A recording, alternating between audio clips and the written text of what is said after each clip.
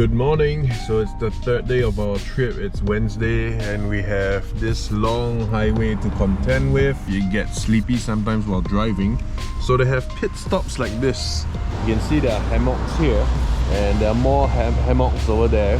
So basically there's a drink stand here and yep, you can get like coffee, juices and stuff. And if you're really sleepy and tired, it's advisable that you just use one of these hammocks and take a nap. I think that's a pretty good strategy to combat like road accidents and stuff. So yeah, today we are going to another province that's about 3 hours away driving.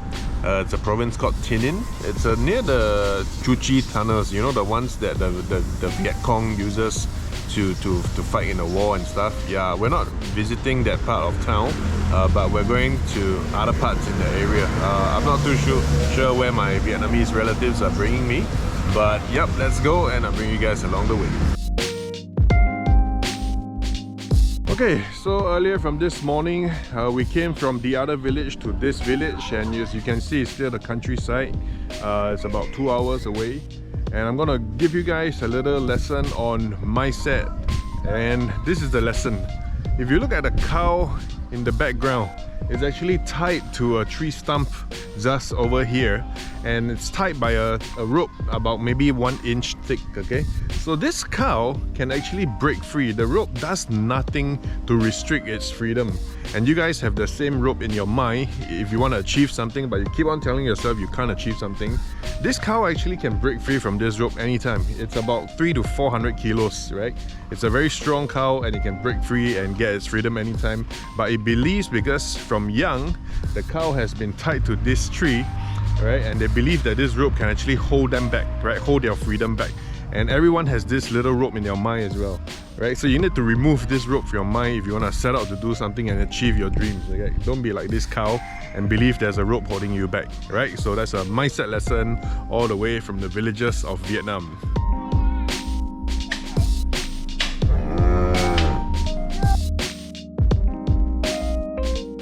Okay, so after another meal, we've driven about 1.5 hours to this place where there's a mountain.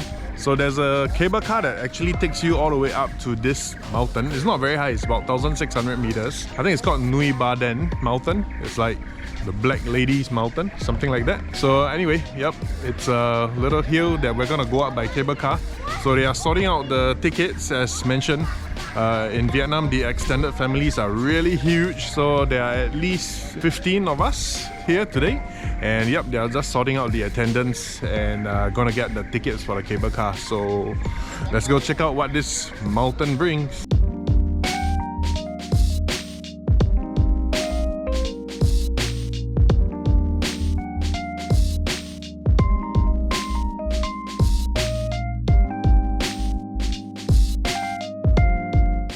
Okay, so we're at the foot of the hill or the mountain, and I guess we're here off season. As you can see, the queue lines are actually empty.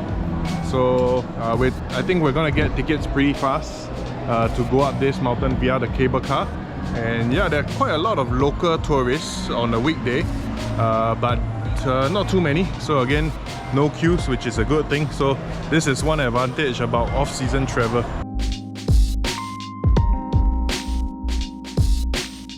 So while waiting for them to get tickets, I'm going to interview my English-speaking nephews. So Boo, what do you want to be when you grow up? I want to be an astronaut when You want to be an astronaut? Yes. And when you're an astronaut, are you going to the moon or where are you going? I go to Mars. You're going to Mars? Yes. Okay, why do you want to go to Mars and not the moon? Go to Mars so I can colonize. So you can colonize Mars. Okay, and for up to 2.0. okay, and the moon is not for you, right? You're not interested in the moon, right? Yes. Who is the moon for? Like, if Mars is for you, then who goes to the moon? Jeff Bezos. Jeff Bezos goes to the moon.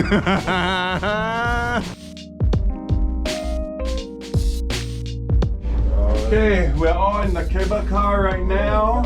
We're going up Nui Ba Den. And whoa, look at the views. Okay, hello. Hi Otto. Hi everybody.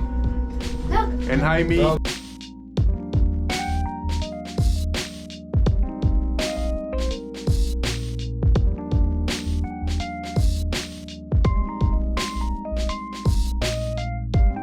Okay, so after a brief cable car ride up to the peak of the mountains, we're actually on top right now. And the peak of this mountain is only 1,000 meters, or 996 to be exact.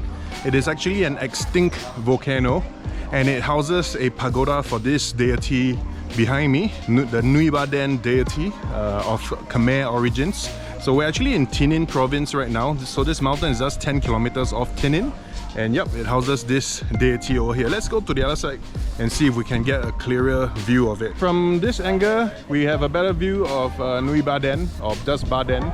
So basically, she is a deity of Cambodian origin, or Khmer origins. And she basically left her footprints on this mountain.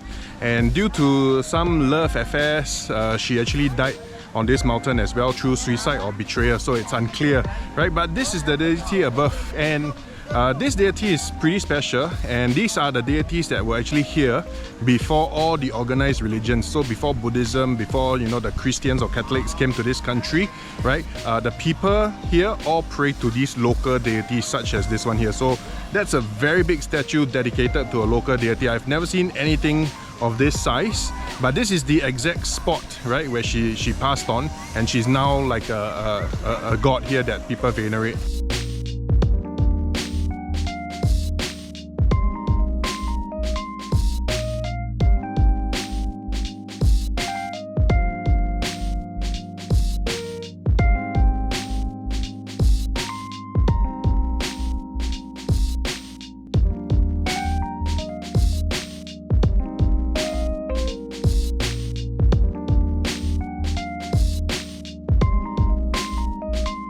Okay, we were hurried into this little amphitheater right here, where there's a ton of Bodhisattva statues. Show that they showed on the amphitheater, which is on the roof, only lasted like 5 minutes of like some kind of animation, but that's kind of more or less it. So I don't see the point in that presentation. There was no information given at all, and now we are heading outside for more touring around this shrine or pagoda.